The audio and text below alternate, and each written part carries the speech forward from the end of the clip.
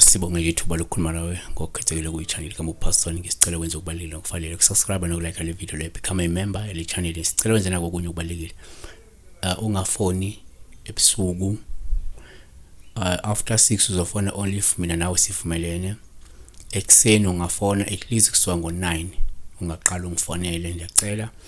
But before 9 ungangifoneli. Ngiyacela futhi ungawusebenzisa WhatsApp. Abantu abaningi bawusebenzisa ku WhatsApp futhi bawusebenzisa ngenkani.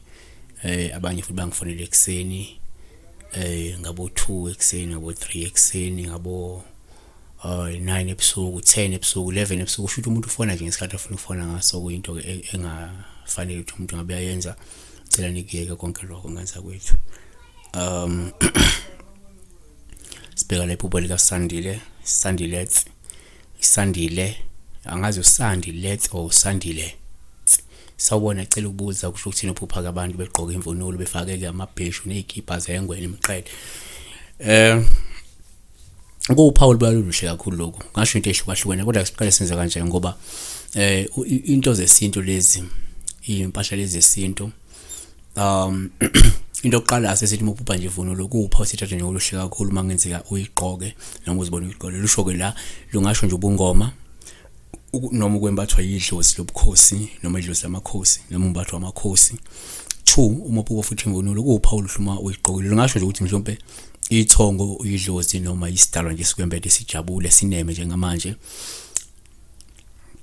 3 uphupha futhi imvunulo kungaba uphawu oluhluma uyigqokile olungasho injabulo, lungasho ubudlelwano obusha noma umshado, noma ukuthi ke uma umuntu wesifazane usuke ungakulindela nje kuba ke uma usukulungele uba umakoti, olungasho ukuthi lindela ke ukucelwa noma ukufika kwabakhongi kungekudala.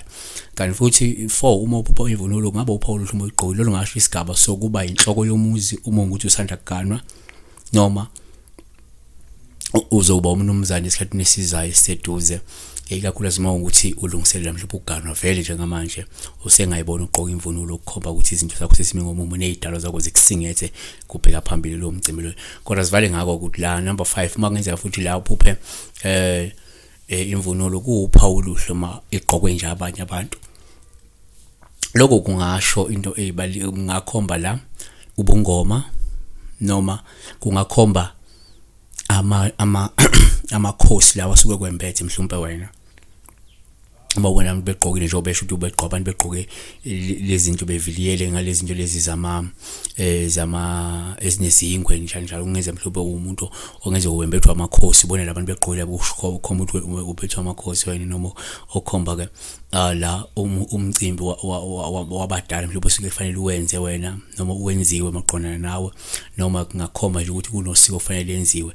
Komunye kungakhomba ke nje leyo mvunulo ikhombe lowo mcimbi osuke uzokwenzeka mhlawumbe esikhathini esiseduze noma osuke kufanele nje ewenze lowo muntu loyo ke yabo. Siyabonga kakhulu besibheka nje udaba lamaphupho. Sibheka imvunulo. uNkulunkulu akakulonde, uNkulunkulu akabusise.